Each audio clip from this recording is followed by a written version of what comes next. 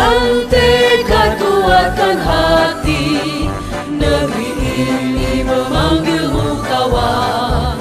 Belajar, bergerak, berbagi untuk negeri, guru penggerak majukan pendidikan. Guru penggerak menghamba pada murid, kreatif rancang pembelajaran. Hargai potensi, tingkatkan prestasi, lahirkan profil pelajar Pancasila.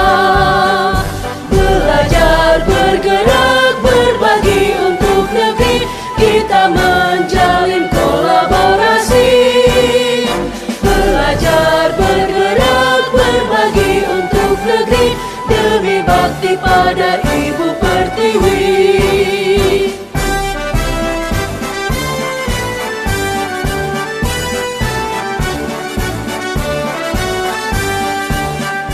Bulatkan tekad, kuatkan hati, negeri ini memanggilmu kawan. Belajar, bergerak, berbagi untuk negeri, guru penggerak majukan pendidikan. Guru penggerak menghamba pada murid, kreatif rancang pembelajaran. Hargai potensi, tingkatkan prestasi, lahirkan profil pelajar Pancasila.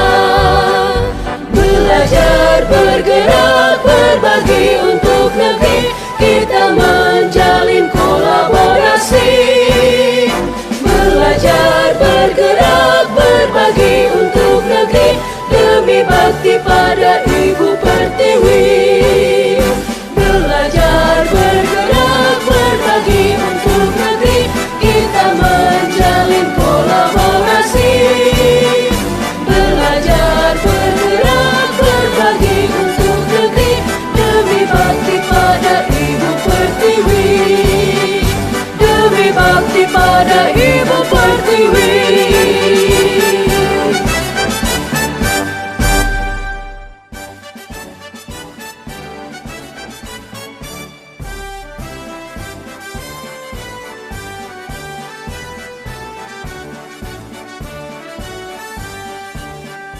Bulatkan tekad, kuatkan hati, negeri ini memanggilmu kawan. Belajar, bergerak, berbagi untuk negeri, guru penggerak majukan pendidikan. Guru penggerak menghamba pada murid, kreatif rancang pembelajaran. Hargai potensi, tingkatkan prestasi, lahirkan profil pelajar Pancasila. Belajar, bergerak, berbagi untuk negeri, kita menjalin kolaborasi. Belajar, bergerak, berbagi untuk negeri, demi bakti pada Ibu Pertiwi.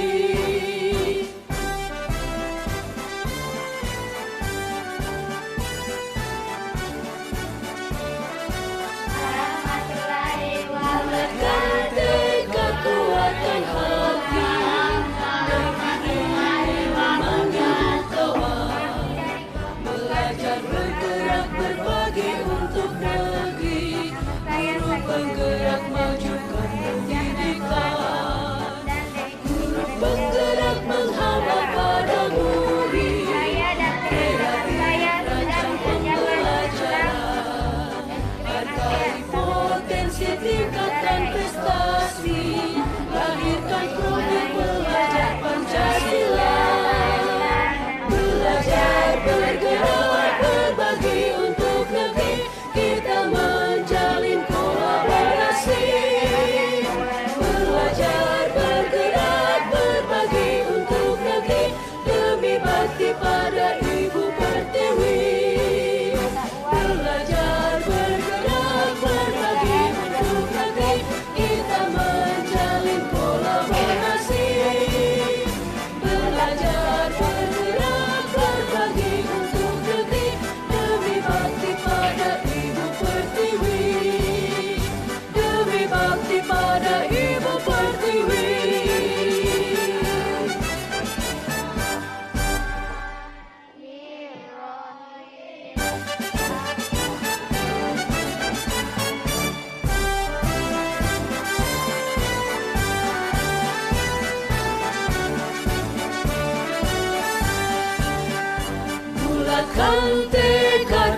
kuatkan hati.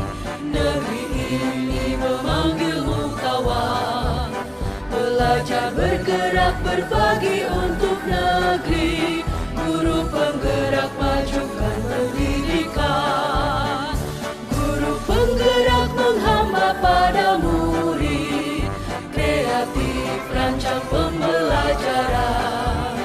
Hargai potensi, tingkatkan prestasi. Lahirkan profil pelajar Pancasila. Belajar bergerak berbagi untuk negeri. Kita menjalin kolaborasi. Belajar bergerak berbagi untuk negeri. Demi bakti pada Ibu Pertiwi.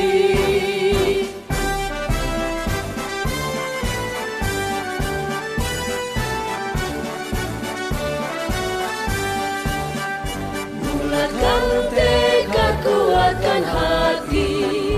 Negeri ini memanggilmu kawan. Belajar bergerak berbagi untuk negeri. Guru penggerak majukan pendidikan. Guru penggerak menghamba pada murid. Kreatif rancang pembelajaran. Hargai potensi, tingkatkan prestasi. Lahirkan profil pelajar Pancasila. Belajar bergerak berbagi untuk negeri.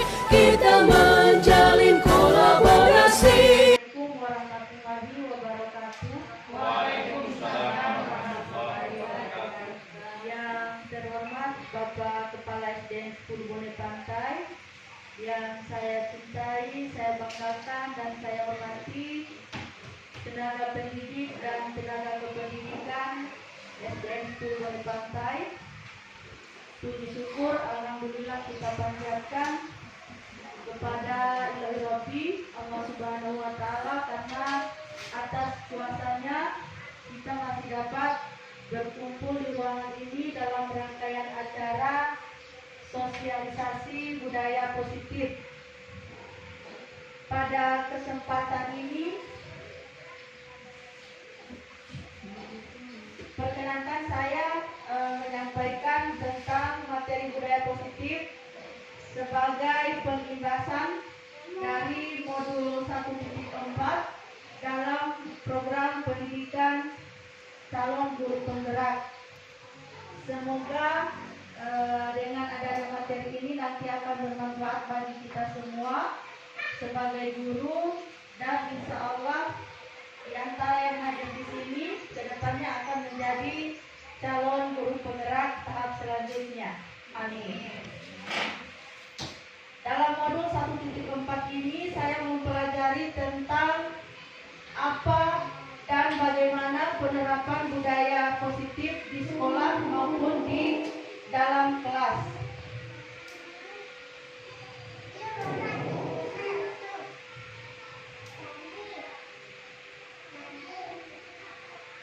Apa itu budaya positif?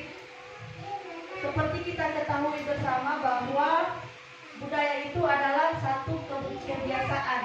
Positif itu artinya sesuatu yang baik.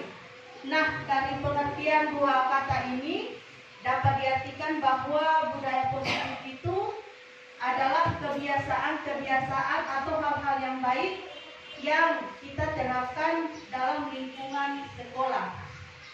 Nah, kenapa dalam lingkungan sekolah itu perlu adanya budaya positif? Latar belakangnya di sini seperti yang ditampilkan pada layar.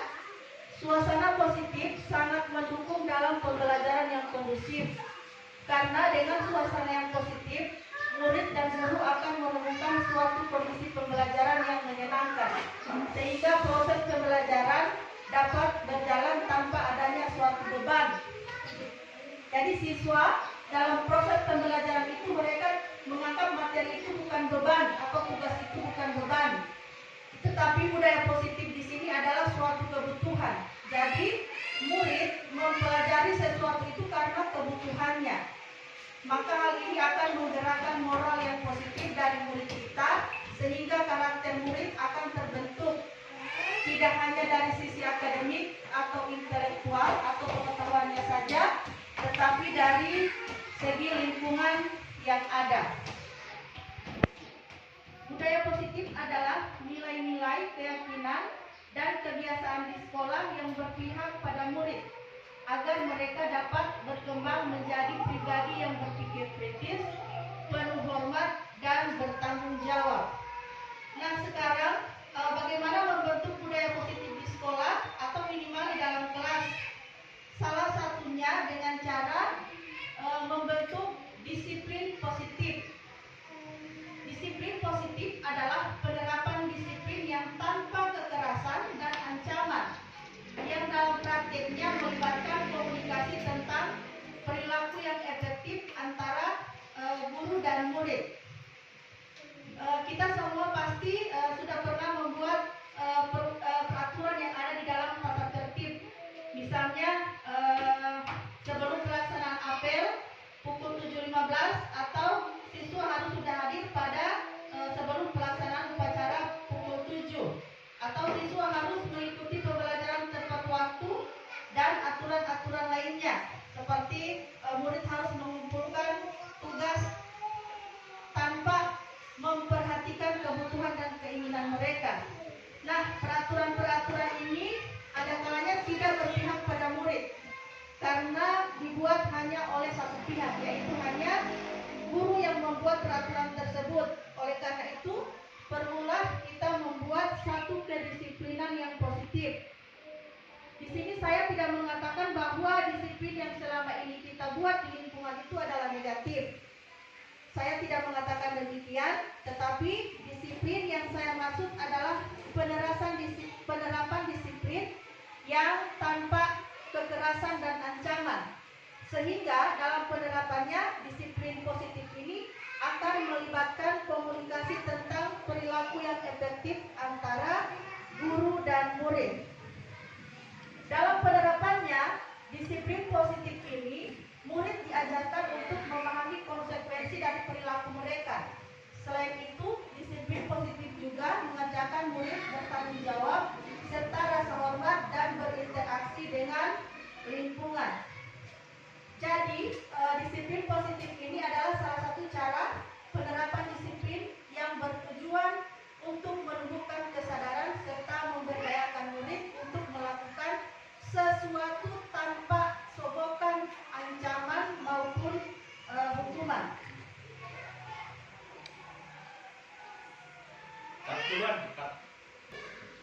Nah, dengan adanya disiplin positif ini, yaitu disiplin positif yang lahir dari kesadaran murid, maka akan melahirkan atau akan menimbulkan nilai-nilai kebajikan. Nilai-nilai kebajikan yang tampak dari murid, karena disiplin itu terbentuk dari karakter murid itu sendiri. Maka akan banyak nilai-nilai positif seperti yang tertuang dalam profil pelajar Pancasila. Nah, nilai-nilai ini yang kita sebagai guru, khususnya di SDN 10 Bonepastai, tentunya sudah ada pemahaman awal di mana kita sudah mengisi survei yang ada di aplikasi tentang IKM. Nah, ini sangat berkaitan erat. Nilai-nilai kebajikan yang ada dalam disiplin positif ini, yang pertama, beriman, bertakwa kepada Tuhan Yang Maha Esa dan berakhlak mulia. Yang kedua, berkebinekaan global. Ketiga, bergotong royong. 4, mandiri. 5, bernalar kritis. Dan yang terakhir adalah kreatif. Saya yakin semua kita sudah mengetahui nilai-nilai apa saja yang terkandung dalam setiap aspek, yaitu dalam 6 aspek ini. Seperti yang sudah saya katakan tadi, karena kita sudah ada pengetahuan awal tentang ini. Nah, selanjutnya bagaimana dan langkah apa saja yang harus kita lakukan untuk mewujudkan disiplin positif tersebut. Saya akan memberikan contoh penerapan disiplin positif yang saya lakukan di kelas sejak saya masuk dalam program calon guru penggerak, yaitu dengan membuat keyakinan kelas. Keyakinan kelas itu adalah suatu harapan atau suatu aturan yang lahir dari dalam diri murid berdasarkan kesepakatan antara murid dan guru. Kenapa bukan aturan kelas? Karena beda tipis. Kenapa harus keyakinan? Kenapa bukan peraturan kelas? Nah, saya di sini ditekankan keyakinan kelas karena kata keyakinan itu dia akan lebih memotivasi seseorang dari dalam atau memotivasi secara intrinsik. Seseorang akan lebih tergerak dan bersemangat untuk menjalankan keyakinannya daripada hanya sekedar mengikuti serangkaian aturan yang mengatur mereka harus berlaku atau bertindak yang membuat ketidaknyamanan dan keterpaksaan. Biasanya aturannya itu harus wajib, ya. Kalau ini keyakinan berdasarkan apa kebutuhan dan keinginan murid. Nah, pada prakteknya saya membuat kesepakatan atau keyakinan kelas dengan murid. Itu banyak sekali keyakinan yang dituliskan oleh mereka. Contohnya, misalnya, ibu kalau belajar harus aktif. Oke, bagus. Kita salin dalam bahasa Indonesia yang baku. Jadi dalam pembelajaran harus aktif. Kemudian mereka menuliskan juga mendengarkan penjelasan guru, meminta izin saat keluar. Kemudian belajar dengan santai. Ada yang menulis begitu, ibu, belajar dengan santai. Saya tampung semua keinginan mereka. Kemudian ada lagi yang bilang mendengarkan kalau ada yang berbicara. Membiasakan senyum, salam, dan sapa. Dan masih banyak lagi keinginan mereka yang ternyata banyak sekali hal-hal positif yang mereka ketahui. Dan itu timbul pada saat mereka membuat keyakinan kelas. Setelah saya mengetahui apa keinginan mereka, selanjutnya semua keinginan yang mereka tuliskan dalam sticky note atau lembaran kertas itu saya kelompokkan ke beberapa kategori yang sama karena ada beberapa siswa yang menuliskan sama. Misalnya izin saat keluar ada beberapa, jadi saya kerucutkan sehingga mendapatkan beberapa keyakinan kelas yang saat ini tertempel terpajang di dinding kelas, dan hal itu tanpa bosan-bosan selalu diingatkan sehingga akan menjadi satu pembiasaan dalam diri siswa. Nah, dari kesepakatan yang ditulis, maka saya merangkumnya dalam beberapa kesepakatan bersama. Kemudian untuk membuat keyakinan kelas ini, buatlah sedikit saja. Yang penting murid memahami apa yang mereka yakini benar di dalam kelas agar pembelajaran dapat berjalan dengan nyaman. Apa gunanya keyakinan kelas? Nantinya keyakinan kelas ini akan berguna di saat murid melakukan indisipliner atau pelanggaran-pelanggaran. Maka keyakinan yang mereka buat bersama guru ini akan kembali diyakinkan kepada mereka bahwa hal-hal yang melanggar itu tidak baik. Kemudian selanjutnya, ini yang seperti saya katakan tadi, ini adalah harapan-harapan atau keinginan mereka yang ada di dalam kelas. Kemudian biasanya kesepakatan kelas ini muncul dari adanya kebutuhan dan keinginan murid. Ada 5 dasar kebutuhan dasar manusia. Yang pertama, kebutuhan bertahan hidup. Kadang kita melihat murid kita mengantuk di dalam kelas atau sering mengalami pada saat di jam-jam dekat istirahat mereka sering berteriak walaupun belum istirahat, ibu, so istirahat itu ibu. Nah, kenapa mereka demikian? Itu karena adanya kebutuhan mereka di situ. Misalnya kebutuhan untuk makan, minum,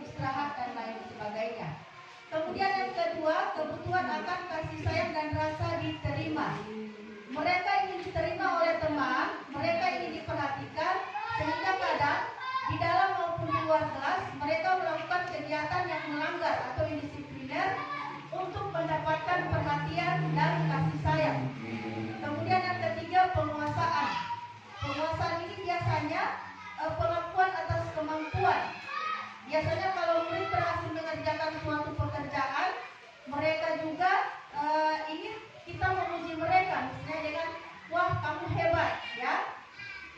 Ketika kita memberi tanggapan positif, mereka akan terbangun rasa semangat. Begitu sebaliknya, kalau mereka melakukan kegiatan yang kita tugaskan kemudian kita tidak memujinya, maka dalam pikiran anak tersebut akan berpikir, ya sudah, dikerjakan ataupun tidak dikerjakan, tugas ini sama saja, tidak berpengaruh. Nah, biasanya seperti itu. Selanjutnya, kebebasan atau freedom. Ya, murid juga ingin melakukan kehidupannya secara otonominya sendiri. Misalnya, kadang kita menemukan murid yang melakukan pelanggaran seperti banyak bergerak di kelas, kesana kemari, kemudian membuat gaduh. Nah, itu merupakan kebutuhan dasar mereka juga, karena mereka memiliki kebutuhan dasar, yaitu kebebasan. Kemudian yang terakhir yaitu tentang kebutuhan dasar kesenangan. Murid menginginkan kesenangan dalam proses pembelajaran. Ketika mereka tidak menemukan kesenangan, maka mereka akan mencarinya, entah itu dengan bermain, bernyanyi, biasanya juga ada yang batoki-toki meja. Itu adalah salah satu bentuk kesenangan yang mereka buat ketika mereka tidak mendapatkan kesenangan dalam proses pembelajaran. Nah, itulah 5 kebutuhan dasar manusia yang harus diperhatikan dan dapat mempengaruhi sebuah keyakinan atau kesepakatan kelas yang dibuat. Oke, selanjutnya ini yang sangat penting. 5 posisi kontrol guru. Berada di posisi manakah kita? Ya. Atas perlakuan murid yang melenceng atau melakukan tindakan indisipliner, maka kita harus memposisikan diri pada posisi kontrol guru sebagai pendidik dalam mengendalikan kegiatan murid yang melanggar. 5 posisi kontrol ini akan kita bahas, kita ini sedang berada di posisi mana. Yang pertama adalah penghukum. Setiap murid melakukan kesalahan, kita akan menghukumnya. Biasanya model penghukum ini akan memberikan efek yang menimbulkan dendam dalam diri murid. Entah itu dendam terhadap guru. Biasa kalau ada kejadian, ada teman yang melapor, mereka akan dendam terhadap teman yang melapor tersebut. Atau mereka akan dendam terhadap aturan yang kita buat. Itu konsekuensi kalau kita berada di posisi guru sebagai penghukum.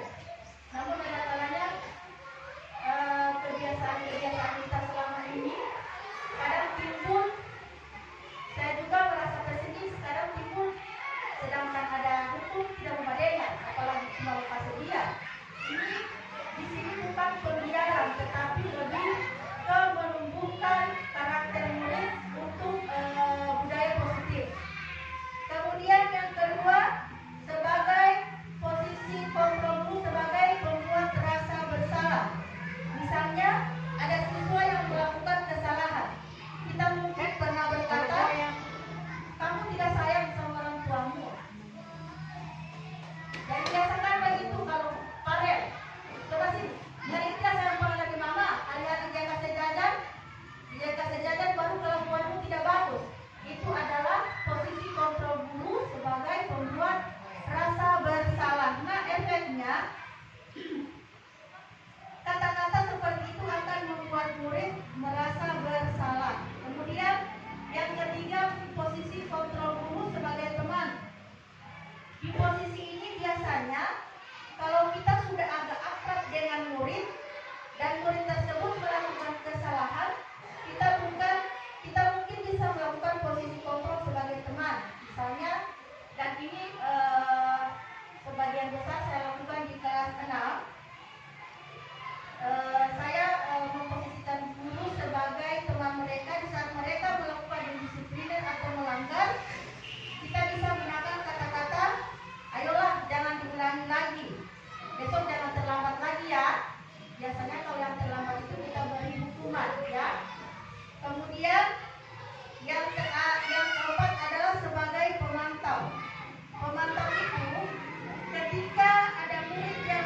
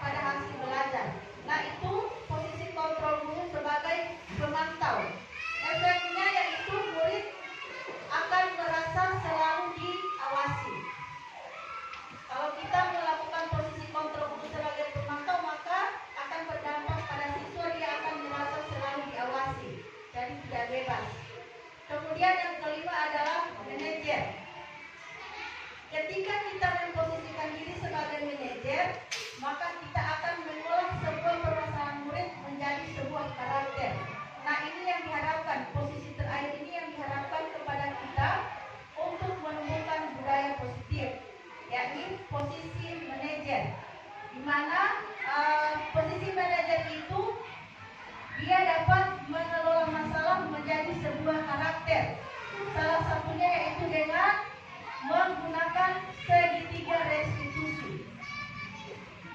Segitiga restitusi itu adalah kemampuan berpikir yang tidak sekedar mengingat, menyatakan kembali, atau merujuk tanpa melakukan pengolahan. Ada 3 tahap segitiga restitusi. Yang pertama, menstabilkan identitas. Yang kedua, validasi tindakan yang salah. Dan yang ketiga, menanyakan keyakinan. Contoh, ya, contoh. Misalnya ada yang berbuat salah, murid, atau ada murid yang berkelahi. Yang pertama kita lakukan sebagai kontrol guru kita, yaitu sebagai ada di posisi manajer. Yang pertama kita lakukan adalah menstabilkan identitas. Kita undang murid tersebut. Kemudian ini ada beberapa contoh kalimat yang kita gunakan pada awalnya. Yang pertama adalah berbuat salah itu tidak apa-apa. Jadi pada saat kita mengundang murid, kita memposisikan diri sebagai manajer. Ini kalimat yang kita utarakan pada saat awal murid melakukan indisipliner. Yang pertama, berbuat salah itu tidak apa-apa. Bukan berarti kita membenarkan perbuatan salah mereka. Kemudian tidak ada manusia yang sempurna. Saya juga dulu pernah melakukan kesalahan seperti itu. Kita bisa menyelesaikan masalah ini. Jadi Bapak Ibu guru tidak tertarik mencari siapa yang salah, tetapi Bapak Ibu akan mencari solusi dari masalah ini. Kamu berhak merasa begitu. Apakah kamu sedang menjadi teman yang baik buat dirimu sendiri? Jadi ini ada beberapa contoh pertanyaan yang ada di menstabilkan identitas. Jadi kalau Keparel bakal lain, kalimat-kalimat ini dulu yang diutarakan pertama. Jadi tidak langsung dengan menyalahkan. Mungkin dia ada salah satu alasan kenapa dia berbuat begitu. Itu yang harus kita gali terlebih dahulu. Kemudian validasi tindakan yang salah. Ini contoh kalimatnya. Padahal kamu bisa melakukan hal lebih buruk dari ini ya. Kamu pasti punya alasan mengapa melakukan hal itu. Kamu patut bangga pada dirimu sendiri karena kamu telah melindungi sesuatu yang penting. Kamu boleh mempertahankan sikap itu, tapi kamu harus menambah sikap yang baru. Ini adalah validasi tindakan yang salah. Jadi seperti praktek saya kemarin di kelas 6, di Arya dengan Tiwi berkelahi, ternyata saya menemukan satu kekuatan positif yang ada di diri Arya. Kalau saya tidak mendapatkan ilmu ini, pasti sudah tertanam di otak saya. Arya itu memang nakal, ya. Jadi saya coba mendalami apa akar permasalahannya. Tetapi dengan awal tadi yaitu dengan menstabilkan identitas. Kita jangan langsung memarahi mereka, kita dukung dulu mereka. Kemudian kita validasi tindakan yang salah yang mereka lakukan. Yang pertama yaitu, berarti kejadiannya seperti itu. Padahal ada itu bisa melakukan hal lebih buruk dari itu ya. Tadi ada apa? Ada melempar dengan ini, dengan apa? Dengan pasir, maka lain. Baru berarti kejadiannya bisa lebih buruk dari itu, misalnya dengan menjambak atau dengan apa. Kamu pasti punya alasan kenapa melakukan hal itu. Soalnya ibu, saya bakal pulang sapu pada ketampak, ibu tidak mau kasih. Berarti ada sesuatu kekuatan positif di mana si Arya ini bertanggung jawab. Yang sebenarnya dia mengembalikan sesuatu pada tempatnya, tetapi dilarang oleh temannya. Dan itu harus kita gali agar kita tahu akar permasalahannya. Kemudian, kamu patut bangga pada dirimu sendiri karena kamu telah melindungi sesuatu yang penting. Jadi di situ kita puji. Ada sikap yang baik dari sama Ti Arya. Ti Arya ini bertanggung jawab. Itu bagus dan itu harus dipertahankan. Tetapi sikap tanggung jawab itu harus ditambah lagi dengan sikap yang baru, yaitu apa? Yaitu dengan menghormati orang lain atau dengan menjaga emosional. Jadi itu atau bersikap sopan terhadap orang lain. Dan itu adalah salah satu contoh validasi tindakan yang salah. Kemudian yang ketiga adalah menanyakan keyakinan. Setelah kita validasi tindakan yang salah, kita tanyakan keyakinan. Keyakinan yang kita buat di awal tadi kesepakatan kelas. Contoh, apa saja nilai-nilai umum yang telah kita sepakati? Nah, itu saya tanya. Si Arya punya masalah tadi, ada tidak termuat dalam keyakinan kelas yang sudah kita buat? Dan dia jawab, ada ibu. Apa? Tidak boleh bertengkar. Nah, baru si Arya ada beken, betul tidak itu? Tidak betul ibu. Itu melanggar keyakinan kelas yang di Arya dan ibu ada buat atau tidak? Melanggar. Jadi mereka akan sendirinya sadar ya bahwa melanggar itu adalah sesuatu yang salah. Jadi di sini kita tanyakan kembali keyakinan yang telah kita sepakati bersama. Kemudian kita tanyakan apa bayangan kita tentang kelas yang ideal. Menurut Arya kelas yang ideal itu bagaimana? Dia jawab, dia bilang kelas yang baik, kelas yang baku-baku taman, kelas yang baku-baku sayang. Itu jawabannya, ya. Jadi secara sadar anak itu mengakui bahwa ada sesuatu hal yang dia tahu tanpa harus dengan hukuman atau kekerasan. Kemudian yang terakhir yang ditanyakan adalah kamu mau jadi orang seperti apa? Rata-rata mereka menjawab saya ingin orang baik, saya ingin jadi orang sukses. Nah, apakah dengan bercita-cita menjadi orang baik dan sukses itu perilakunya seperti yang terjadi barusan? Tidak. Mereka akan menjawab dengan secara sadar. Kemudian setelah kita menanyakan keyakinan kelas, barulah kita tarik sebuah pemecahan yang berasal dari murid dengan menanyakan apa yang bisa kamu lakukan untuk menebus kesalahanmu atau mempertanggungjawabkan kesalahanmu. Jadi itu adalah tahap akhir yang kita lakukan setelah menanyakan keyakinan kelas. Setelah ini apa yang akan kita lakukan? Meminta maaf. Apalagi? Berjanji tidak akan mengulanginya lagi. Ya, jadi hal-hal seperti ini yang kita harapkan ada dalam diri peserta didik. Jadi ini adalah beberapa hal penyampaian terkait dengan penerapan budaya positif. Dan terakhir saya mengajak kepada kita semua untuk merubah paradigma kita, menilik kembali tentang filosofi pemikiran Ki Hajar Dewantara, di mana anak itu sebenarnya lahir memang sudah dengan kodratnya masing-masing. Tugas kita sebagai guru diibaratkan sebagai petani dan murid itu sebagai padi, di mana petani memperlakukan padi hingga dia tumbuh subur itu dengan baik. Jadi kita sebagai guru itu memberi tuntunan kepada anak, memberi bimbingan, tuntunan, arahan sesuai dengan kodrat alam dan kodrat zaman. Jadi kalau dulu kita berpikiran bahwa murid itu lahir ibarat kertas kosong, itu agak sedikit tidak sesuai dengan pemikiran Ki Hajar Dewantara.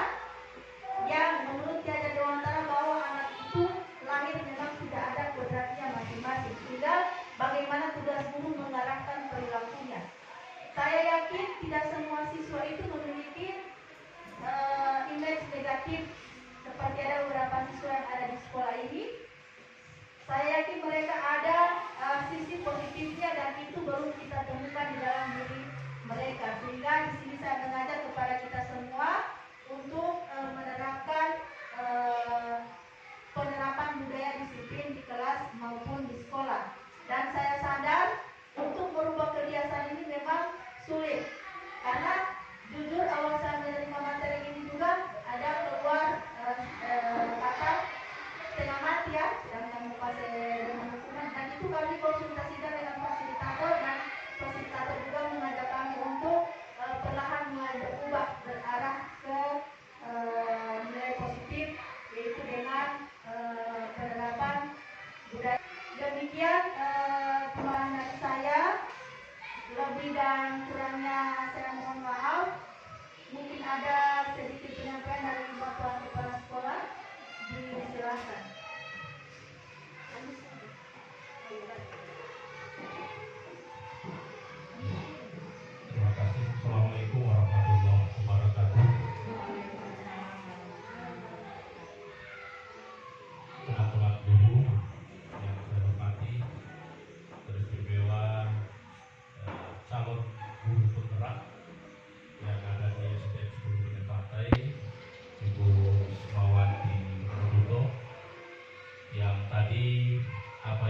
lakukan selama ini sebagai guru penggerak itu mulai perlahan ditularkan ke kita teman-teman guru untuk apa yang dilaksanakan oleh Ibu Isma ini dapat kita praktekkan juga dalam pembelajaran maupun pada kegiatan-kegiatan kita yang ada di kelas, terutama dalam hal menumbuhkan budaya positif ini. Saya berharap ini jangan cuma Ibu Isma yang melaksanakan, tetapi kita semua yang ada di sekolah ini dapat menerapkan apa yang disampaikan tadi. Jadi itu penguatan dari saya.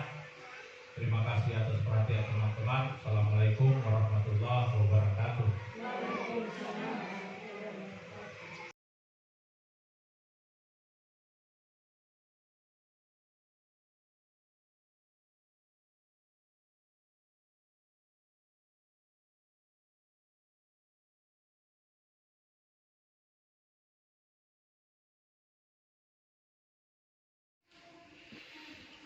Assalamualaikum warahmatullahi wabarakatuh.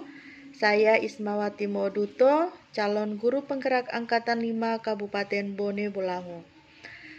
Saya telah memahami konsep inti pada modul 1.4 budaya positif. Di antaranya, saya memahami bahwa pelaksanaan budaya positif di sekolah akan sangat membantu proses terbentuknya murid-murid dengan karakter yang baik, terutama dalam pembentukan karakter profil pelajar Pancasila.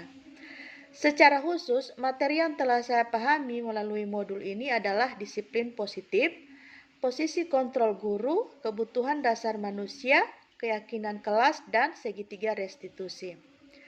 Setelah mempelajari modul ini, pikiran saya menjadi lebih terbuka, dan banyak sekali motivasi dan inspirasi yang muncul dalam diri saya untuk menumbuhkan budaya positif di sekolah. Saya juga menjadi lebih paham bagaimana caranya agar murid melakukan budaya positif tanpa paksaan dan melakukannya dari keyakinan mereka sendiri. Saya juga mulai memahami bahwa memaksa seseorang melalui paksaan ataupun hukuman bukanlah cara yang bijaksana dan efektif untuk mengubah karakter murid ke arah yang lebih baik. Sebelumnya, saya lebih banyak memandang siswa bermasalah sebagai sumber masalah, sehingga perlu diberikan konsekuensi atau hukuman. Setelah mempelajari modul ini, saya lebih meyakini dan dapat memandang siswa bermasalah tidak perlu diberi hukuman, tetapi dikuatkan dengan keyakinan dalam dirinya untuk perbaikan diri ke depan. Mempelajari modul ini bagi saya sangat penting, karena sebagai individu dan pemimpin pembelajaran harus mampu memahami cara menciptakan budaya positif untuk menumbuhkan karakter baik pada siswa yang ada di sekolah. Melalui pembelajaran modul ini juga, saya dapat lebih memahami bagaimana saya menerapkan disiplin positif bagi peserta didik, dan saya dapat memahami kebutuhan dasar murid, kemudian menentukan posisi kontrol yang saya ambil, serta memberikan pemahaman tentang bagaimana saya dapat menerapkan segitiga restitusi dalam menyelesaikan masalah murid. Demikian refleksi diri saya. Wassalamualaikum warahmatullahi wabarakatuh.